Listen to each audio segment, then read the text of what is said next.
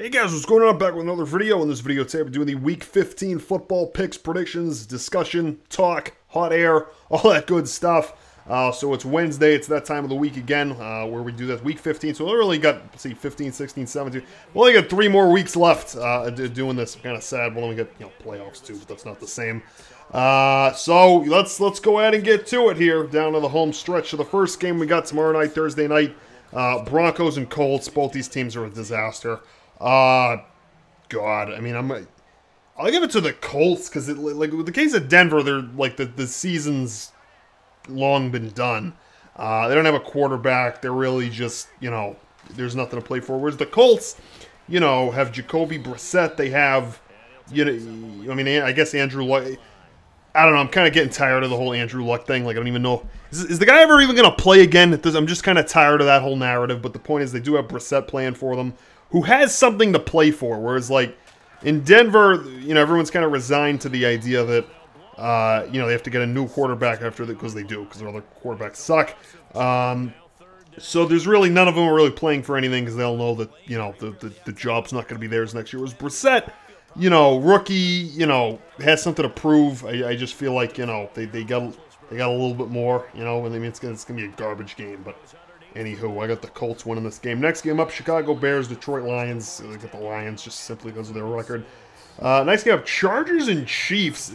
So there's actually Saturday games this week. I don't know why. I feel like they did that last year too, like a couple Saturday games, which I love. Don't get me wrong. I love that idea. And there was ones at 4:30, which was the last game. This Chiefs-Chargers game is Saturday night. I'm so glad it's on Saturday night. Get something better to be watching. So it's interesting because, just the opposite trajectories of both of these teams. So the Chiefs start off the year, 5-0, flying high, beat the Patriots week 1, game, season opener, all that stuff, playing out of their mind. And all of a sudden they go and they lose like 4 or 5 games straight, whatever it was. Now they're 7-6. And then the Chargers, on the other hand, started off slow. And it started to show you something. Rivers is legit. Their tight end play, their physicality, and really, to be honest with you, the fact the AFC West blows this year, that's got something to do with it. I don't know. I'm kind of high on them. I think I'm just trying to remember. Like, I know I kind of am high on the Chargers in general, because I think that's just a team that is capable of playing better than they typically do. But I think the Chargers, if the playoffs started today, because this is the time of year where people talk about this the whole friggin' year. I mean, who am I kidding? But just looking at the playoff picture right now, if the playoffs did start today, the Chargers would be the 8th seed, so they'd be basically like 2 out of the playoffs. The Chiefs have the 4th seed, so if the Chargers win this game, Chargers will go to 8-6, and they will bump out the Chiefs. The Chiefs will be out of the playoffs. So, because of that, and just because of the fact I think that the Chargers are on their way up, I have the Chargers winning this game. Next game up, Dolphins and Bills. So the Dolphins beat New England on Monday night in possibly one of the worst games I've ever seen New England play. No, one of. I mean, that was probably the worst Tom Brady era Patriots. Well, there's a few of them. There's really like 3 or 4. I mean, that's in there. I mean, I don't know if it's the worst one, but it was really bad. And they play the Steelers next week, but this week. I've been waiting all year. I mean, this is like the game of the year. There's been so much garbage football this year. I mean, this is like the one game you've had circled on the calendar. And so I think that they beat New England, but I don't know what to make of it, because teams have, like, that happens. Sometimes you just have a really ugly loss. Just take some of my hot chocolate. Hold on. All right. So, and I feel like going into Pittsburgh next week, it's like the same thing as, like, the Patriots. They beat the Falcons earlier in the year after their defense was the worst in the league. Like the first few weeks of the season, all of a sudden they, almost shut out the Falcons. And I just feel like that happens. Like, I'm not sure whether to say bad Patriots or good Dolphins. I want to say good Dolphins, because their rush was excellent. Dominican Sue, Alonzo, Cameron Wake on the D, who are dirty players. Coming on the D line. I mean, running downhill, you're very hard to block. The corner that they already forget his name. I mean, if you can believe that. Who shut down Brandon Cooks in that game? Played out of his mind against the legit receiver. That's a legit team. You look at the Bills on the other hand. The Bills blow. Quarterback situation is, just there's so many mismanaged quarterback situations in the league. I'm not talking about, like bad quarterback play. I'm talking about just mismanaged situations. Like if you think about it. Hold on a second. I just had to open my computer. If you think about it, like think about the Giants benching Eli Manning for no reason. Coach gets fired. You think about, the Bills benching Tyrod Taylor, bringing Nathan Peterman. He throws 5 picks. If you think about, just go down the line of just all the, really what comes down is coaching. There's just bad coaching in the league. But the Bills are just a case of that. Like, that's when your team's just, emotionally not there. So, hey. Yeah, but just because of that, I got the Dolphins winning. The Dolphins they play with an edge, which, I mean, they're 6-7. If they win this week, they'll be 7-7. Best case scenario is 9-7, which that's probably not going to get you in the playoffs. Well, no, it's not. But I don't know. They play with an edge. I like it. So I got the Dolphins winning this game. Next game up, Packers and Panthers. I'm surprised they didn't. I think the only reason they didn't flex this game is because when flex means like they put the game like later on, like prime time, so more people watch it if it's a good game. I think the only reason they didn't is because Aaron Rodgers, like we didn't know Aaron Rodgers was coming back until like a few days ago, like after the deadline for them to change the time of the game. Otherwise, they would have put this on like.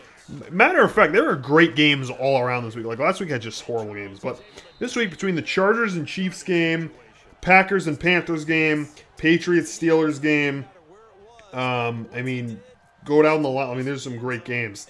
And then the Sunday night game is Dallas and Oakland, and both of those teams suck. So I guess beginning of the year, or back in April when they made the schedule, that looked like it was a good game, but it's not now because both. I mean, friggin' Oakland's a shell of themselves. They're 6-7. Dallas sucks. They're 7-6. I mean, it kind of speaks for itself. But I mean, I'm surprised Patriots Steelers wasn't flexed in the Sunday night. That's a way better game. It's because it's the Cowboys and people watch which I hate that whole thing. It's just whatever. Anyway, so Aaron Rodgers is back for this game. He's gone for 7 weeks with his collarbone. He's been medically cleared to play, whatever that means. We really don't know. I don't really know what that means at this point. I mean, you see guys come out with an injury, they re-injure it. So, I mean, I really don't put a lot of stock into medically cleared for play, except Aaron Rodgers. Aaron Rodgers gets the benefit of the doubt because the guy is a magician. We're not even magician. The guy is just the guy's a force. Runs around, pulling plays out of his, hindquarters.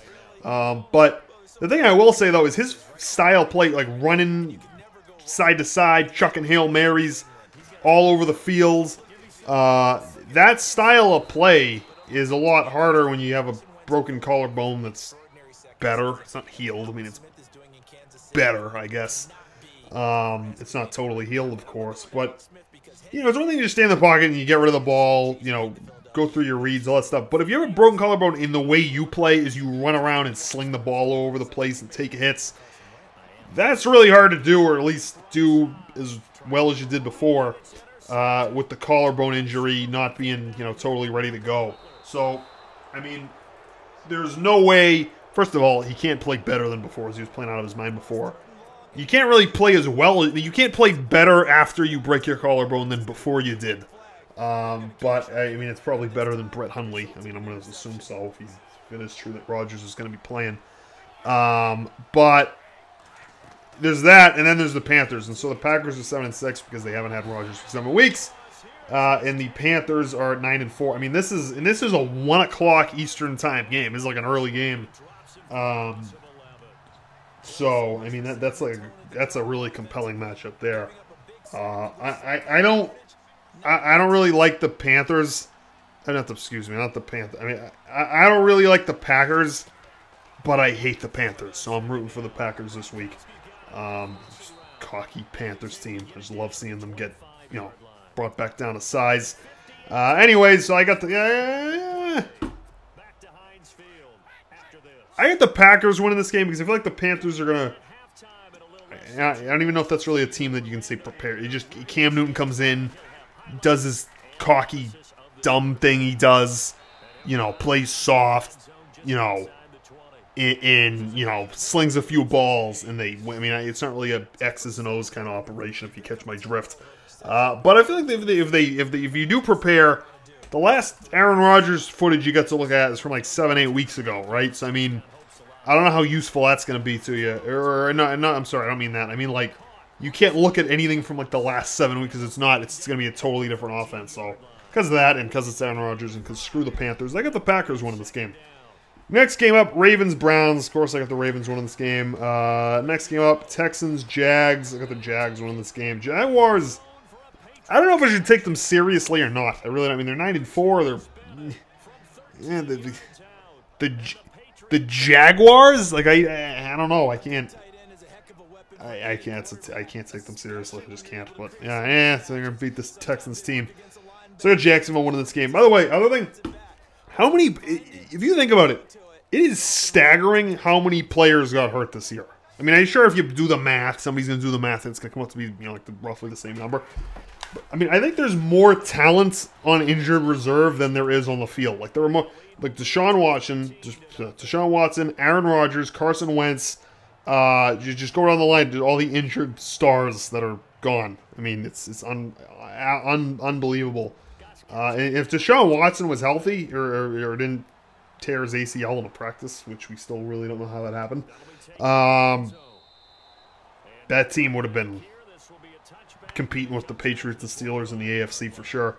So it's kind of unfortunate. But yeah, I got Jacksonville win this game. Next game up, Bengals-Vikings. Got the Vikings win this game. Bengals were a dirty team. Next game up, Jets and Saints. Got the Saints winning. I'll just keep going on the list. Next game up, Eagles and Giants. So, Carson Wentz.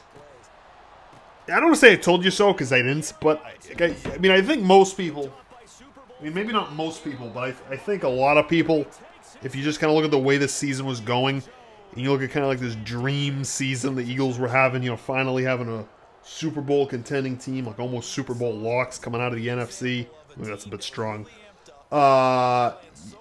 You look at that, and you look at all, Deshaun Watson goes down, and Aaron Rodgers goes down, and you can't help but think, like, all right, well, Carson Wentz is tearing an eight. Like, you just knew it was, I felt like it was going to happen sooner. It was just going to happen. And it happened, especially, he runs around, he plays physical, and you take more hits, that's what happens, you get hurt. But that really sucks. It's not bad it's bad for the league, because it's a much less interesting, compelling, colorful league when it's all backups playing, so I guess it just is what it is. But the question is now, can they win with their backup? First of all, you can certainly beat the 2-11. That's the thing. It's like almost like they're gonna. I feel like the Eagles could still go to the Super Bowl, and it's not. It's not because I think their backup quarterback. Who is it? Is it Nick Foles? Hold on, let me check. I might be wrong about that. Yeah, it is Nick Foles. All right. I'm not saying it's because Nick Foles is as good as Carson Wentz, because that's totally not true. It's because if you look at the Eagles' schedule, they're 11-2, so they're, they've got a playoff berth clinched, and they got their division title clinched. So they're going no matter what. 11-2, they'll beat the Giants because the Giants suck, who are 2-11. So then they'll go to 12-2, and then the Eagles' last. See, 12, 13, 14. Their last 2 games will be against...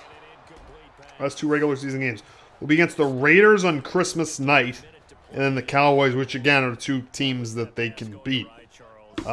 Which means they'll be 14-2 if they lose a game, which I wouldn't rule out. 13-3.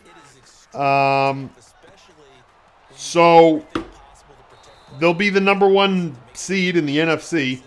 They'll have a first-round bye, and then they'll have home field through the playoffs, right? Because I mean, Well, then again, the Vikings are 10-3, so I mean, yeah, I still think that they're going to get the #1 seed. So yeah, they'll have first round bye, home through the playoffs, home field advantage. Divisional round, you'll get. I mean, if the playoffs started today, you know, you'd get whatever the lower seed is between the winner of Panthers Saints and Rams Falcons. I think Rams will beat the Falcons. And then there's your third seed. The Saints will beat the Panthers, and there's your fourth seed. So they'll end up. Well, I guess they'll end up playing the Saints in the divisional round, and yeah, I don't think they're going to win that one. But if, like, somehow you got the Panthers, or maybe you got the Falcons around, I mean, depending on how that worked, you might have a shot. You know, so then, like, you know, all right. So let's just say, like what I said. So say it's Saints and Rams come out of the wild card round. You would get, if you're the Eagles, you would get the Saints. Say you beat the Saints, you would then get the winner of Vikings and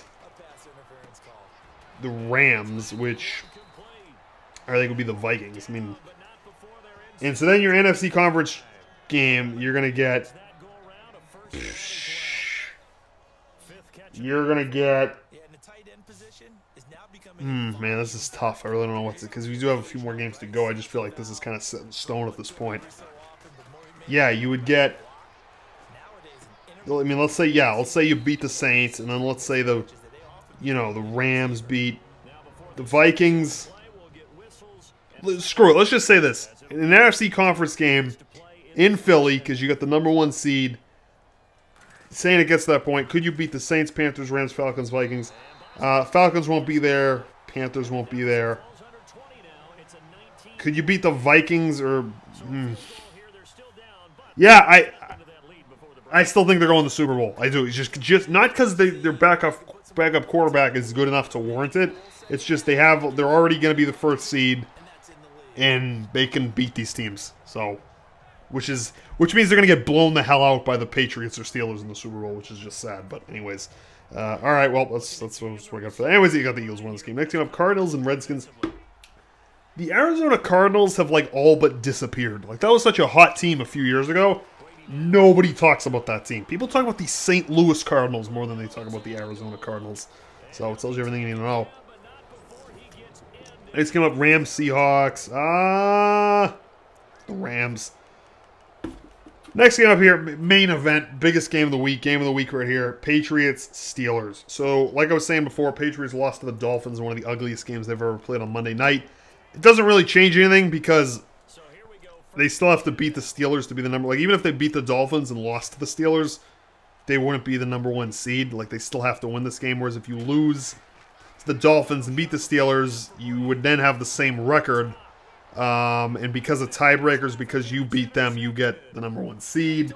So I guess losing the Dolphins doesn't really change anything. If anything, it just pisses everybody off, which is kind of what you want. If you want to beat a good team, you want to be, into it, excited, jacked up, ready to go. So, I don't know what to make of it, because what I was going to say for this pick is I was going to say the Steelers play down in their competition. They're barely beating mediocre teams. But then you look at the Patriots getting blown up by the Dolphins, and you really can't make that argument, because it's like, well, you just got, not blown out, but practically, you just got abused by a garbage team. However, really what this comes down to is not the players on the field, but the coaching. Bill Belichick will have the team ready to go for the Steelers. They'll have a strategy. He'll double-team Antonio Brown. He'll shut him down. He'll stuff Le'Veon Bell at the line, which I think the Steelers will have a lot of success with Le'Veon Bell in this game because the Patriots line is all hurt, a bunch of rejects.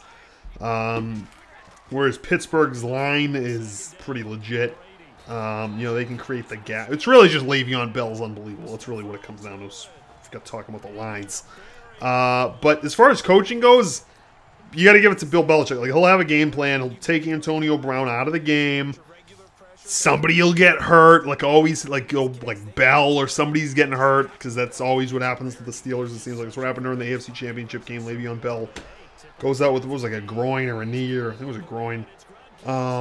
So, I mean, count on that happening. And then it's really a chess match, which Bill Belichick always wins. Now, I don't think either of these teams will blow each other out. This is going to be a rock fight, but I feel like the Patriots will do what the Patriots do. The defense will come to play, and they'll win by a touchdown. So I got the Patriots winning this game.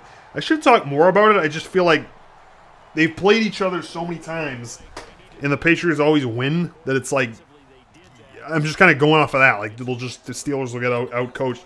The one thing I will say, though, no matter how good your coaching is, no matter how good your quarterback is, no matter how good everything is, it's really hard to beat a team like 5 times in 2 years. Like, they played them, I say 2 years, I mean like 2 calendar years and change. So, like, they played them, Patriots and Steelers played each other like the first game of the 2015 season, in the regular season last year, AFC Championship game, Week 15 this year, and then, who week in, and they're going to play each other in the playoffs against. It's like 5 times. You can't beat them every time. It's just very hard to keep doing. Like, eventually you're going to, the odds are going to come up against you. So, hey, I think, I think it's going to be a close game. I do. I just think when it comes down to the coaching and the Patriots doing what they do, it gives them the edge. However, the Steelers we've been talking about this game since week 1. Like, this is really tells you everything you need to know about this season. Is really, like, this game, and really this is it. This is really the only question we have left as to who's good and who isn't, or who's better, I guess. So, and I feel like Mike Tomlin, like, he knows this game's coming. They retooled their defense in the offseason just to be able to beat the Patriots. So, I mean, what can I say? It's gonna be it's close because of that, but I still give the edge to New England. All right, Titans 49ers. I got the Titans winning. Cowboys Raiders. Got the Raiders. Falcons Buccaneers. I got the Falcons. All right, guys, that's gonna do for this week's picks. I hope you enjoyed this one. If you did, please leave a like, comment, subscribe, and sort of thing. Other than that, until next time, that's gonna do for this one, guys. Thanks for watching.